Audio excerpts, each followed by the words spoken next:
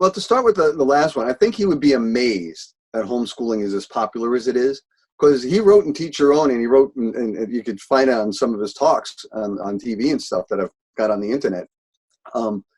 He never thought that more than 2% of the population would ever be homeschooled, because most adults don't like children. Sit down, shut up, do as I say. It's not a welcoming society for children. So I do think he'd be very, very pleased about that.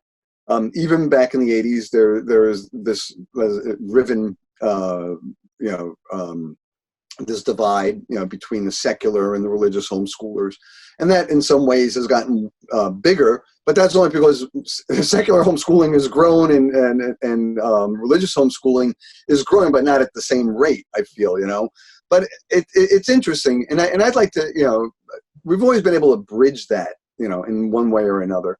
But in today's politics, it's almost, I don't know, it's very hard to talk about, children in schools without immediately people assuming that it's got to be the conservative way or it's got to be the liberal way, And actually what I'm finding is, and what I've known from my work with John in all these years, is that it works. If you're, if you're kind of a very scheduled person, but you are kind and respect your children, fine, that works, because the children feel the love and they know, and they get on schedule with you.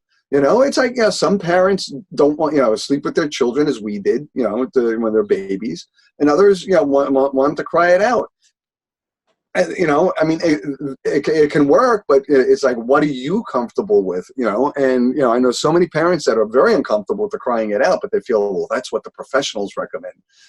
So, yeah, and then it's interesting you mentioned that about John, because one of the things that he noted about me, and when we were having discussions about passing the baton, he worried that I would wear the crown too heavily, and he was right. It was very difficult, and sometimes still is. What would John do? But it's so different now.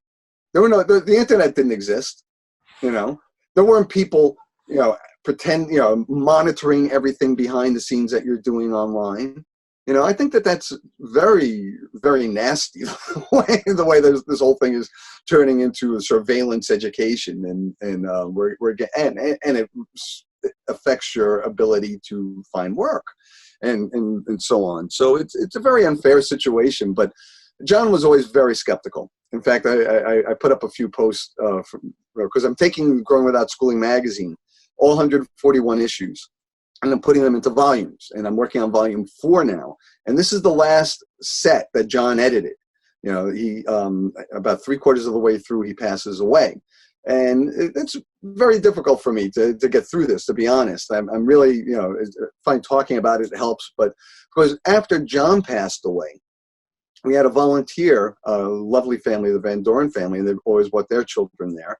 And 2 weeks after John passed away, Anna Van Doren, who was only, I think, 3 or 4, got killed in an elevator accident at our office. And it was just a horrible experience. I had to notify the parents because, the landlord, I mean, we didn't know that she'd gotten out of the office, but and she decided to ride on the elevator, and it became deadly for her.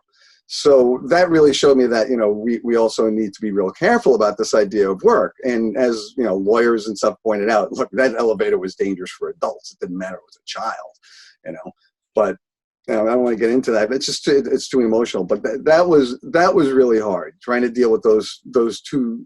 And Anna John wrote a lot about her. She was like his favorite, child when she came to the office, because she was a go-getter, But, and so that's really hard. I mean, it's not all, great things, but also made me realize that we as parents and as adults who care for children need to make the world a safer place for them, And when we moved our office out of downtown Boston to Cambridge, and my wife, became our bookkeeper, we started to invite more and more people into the Holt office with children to work.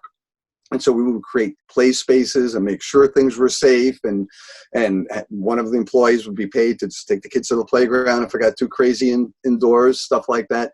So we managed to make it work, But it was very difficult. And John's death was difficult. But I think Anna's death, in many ways, still informs me that there's a lot of work to be done.